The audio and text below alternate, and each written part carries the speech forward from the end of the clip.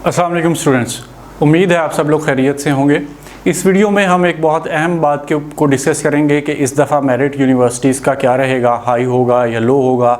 क्योंकि इस दफ़ा जो सिचुएशन रही है वो काफ़ी डिफरेंट रही है। उसमें कोविड-19 की वजह से एक तो आपको सेकंड ईयर में ग्रेस मार्क्स मिल रहे हैं 3%, ज़ाहिर है उसकी वजह से भी मेरिट पे असर आएगा।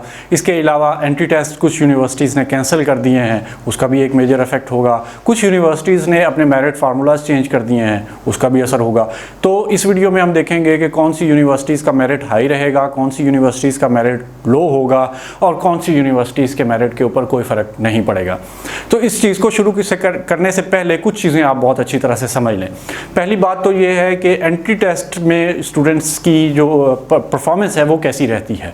अगर हमने इस चीज़ को पूरा एनालाइज किया और मुख्तलिफ यूनिवर्सिटीज़ के एंट्री टेस्ट में मार्क्स स्टूडेंट्स के उनको भी चेक किया और उनके एग्रीगेट को चेक किया, एफएससी में मार्क्स जो थे उनको चेक किया, तो एक चीज़ जो सामने आई वो ये नजर आई कि स्टूडेंट्स के इंटरमीडिएट में जो भी मार्क्स हों, एंट्री टेस्ट में उसके नॉर्मली, मैं एवरेज बात कर रहा हूँ, नॉर्मली जो है वो तकरीबन 5% मार्क्स कम होते हैं एज़ कम्पेयर टू इंटरमीडिएट। हाँ, कुछ केसेस में ये उलट भी हो जाता है, लेकिन वो बहुत ज़्यादा नंबर नहीं होता। तो हम एक जनरलाइज आइडिया लेंगे। तो पहली बात तो ये है कि एंट्री टेस्ट में आपके मार्क्स नॉर्मल स्टूडेंट्स के तकरीबन 5% तक कम रहते हैं। दूसरी बात ये कि मैट्रिक और इंटर के मार्क्स को भी अगर हम एनालाइज करें तो वहाँ पे भी सेम सिचुएशन होती है कि मैट्रिक के मार्क्स नॉर्मली स्टूडेंट्स के 5 to 10% ज़्यादा होते हैं एज़ कम्पेयर टू इंटरमीडिएट। तो ये दो चीज़ें बहुत इंपॉर्टेंट हैं।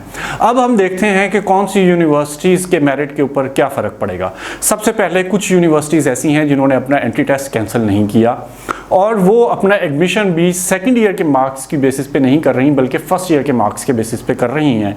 तो इट मीन्स के और उनका मेरिट फार्मूला भी चेंज नहीं हुआ, तो इसका मतलब ये हुआ कि उनके मेरिट में कोई खासा फ़र्क नहीं आने वाला। जैसे कि नस्ट है, GIK है, तो इनका मेरिट फार्मूला भी सेम रहा। इनके एंट्री टेस्ट मेरिट फार्मूला के अंदर जो मार्क्स हैं इंटरमीडिएट के वो फर्स्ट ईयर के काउंट होंगे, सेकंड ईयर के नहीं होंगे, तो वो ग्रेस मार्क्स का इशू भी नहीं रहा। तो इस वजह से ऐसी यूनिवर्सिटीज़ के मेरिट के ऊपर कोई ख़ास फ़र्क नहीं पड़ेगा। दूसरी टाइप ऑफ इंस्टीट्यूशन वो है जिनमें के फर्स्ट ईयर की बेस पे वो रिज़ल्ट कर रहे हैं, फर्स्ट ईयर के बेस के ऊपर वो मेरिट बना रहे हैं, एंट्री टेस्ट भी ले रहे हैं, लेकिन साथ इस दफ़ा उन्होंने मैट्रिक के मार्क्स को भी शामिल कर लिया। जैसे कि UT लाहौर है, पहले ये सिर्फ सेकेंड ईयर के मार्क्स की बेस पे होता था, 30-70 की रेशो होती थी। अब उन्होंने इंटरमीडिएट के फर्स्ट ईयर के मार्क्स और मैट्रिक के मार्क्स भी मेरिट फार्मूला में शामिल कर लिए। तो अगर हम इस चीज़ को देखें तो मैट्रिक के मार्क्स शामिल होने की वजह से, क्योंकि मैट्रिक में नॉर्मली स्टूडेंट्स की परफॉर्मेंस ज़रा बेहतर होती है, तो वो मेरिट तमाम प्रोग्राम्स का तकरीबन ये नज़र आ रहा है कि 2 to 3% तक भी बढ़ सकता है मैट्रिक के मार्क्स की वेटेज उसमें आने की वजह से। कुछ और यूनिवर्सिटीज़ ऐसी हैं जिन्होंने अपने एंट्री टेस्ट की वेटेज को इंक्रीज़ कर दिया। जैसे कि NED UT कराची है, पहले इसके एंट्री टेस्ट के मार्क्स सिर्फ 100 होते थे और FSC के 1100 मार्क्स काउंट होते थे, तो गोया एंट्री टेस्ट की वेटेज उसमें सिर्फ 8.3% के करीब थी। लेकिन अब उन्होंने इसको चेंज किया और एंट्री टेस्ट की वेटेज 50% कर दी। तो इसका मतलब ये हुआ कि जब एंट्री टेस्ट की वेटेज 50% होगी तो फिर ये फ़र्क आएगा कि तकरीबन 5% मार्क्स स्टूडेंट्स कम लेते हैं एंट्री टेस्ट में, तो तकरीबन 2 to 3% इसका मेरिट डिक्रीज हो जाएगा as compare to previous merits. जबकि कुछ ऐसे इदारे हैं जिन्होंने अपना एंट्री टेस्ट कैंसिल कर दिया। वो इंजीनियरिंग के अलावा तमाम प्रोग्राम्स का एंट्री टेस्ट तकरीबन कैंसिल हो चुका है, मेडिकल का होगा और LLB का होगा। इन तीन के अलावा बाकी तमाम एंट्री टेस्ट काफ़ी ज़्यादा इदारों ने कैंसिल कर दिए हैं। अब जिन इदारों ने अपने एंट्री टेस्ट कैंसिल किए, जैसे कि कॉमसेट्स है, फास्ट है और बाकी और बहुत से IBA है, बहुत से इदारे हैं, Punjab university college of IT है, तो यहाँ पे अगर हम देखें तो क्योंकि एंट्री टेस्ट में वेट आपके मार्क्स 5% तक नॉर्मली कम होते थे, तो इन इदारों के एंट्री टेस्ट कैंसिल होने की वजह से फिर इन इदारों का जो मेरिट है वो बढ़ जाएगा और वो अनएक्सपेक्टेडली 3 to 5% तक भी बढ़ सकता है।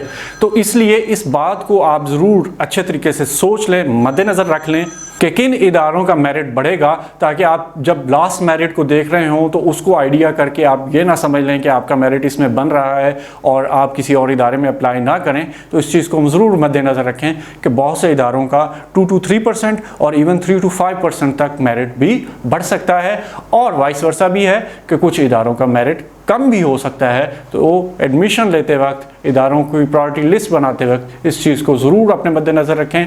MD कैट के हवाले से मैं आपको बताना चाहूँगा, जो स्टूडेंट मेडिकल के टेस्ट के हवाले से बात कर रहे हैं, उसमें क्योंकि PMDC की पॉलिसी अभी फाइनलाइज नहीं हुई, सामने नहीं आई, तो इसलिए उसके बारे में कुछ भी कहना काबिल वक्त होगा। और बहुत से जो सोशल मीडिया पे फेक नोटिफिकेशंस और इस तरह की चीज़ें आ रही हैं जिसमें एंट्री टेस्ट की वेटेज 70% है और एंट्री टेस्ट के मार्क्स भी कम कर दिए गए, ये तमाम चीज़ें फेक हैं, इनके ऊपर आप ज़्यादा रिलाई ना करें।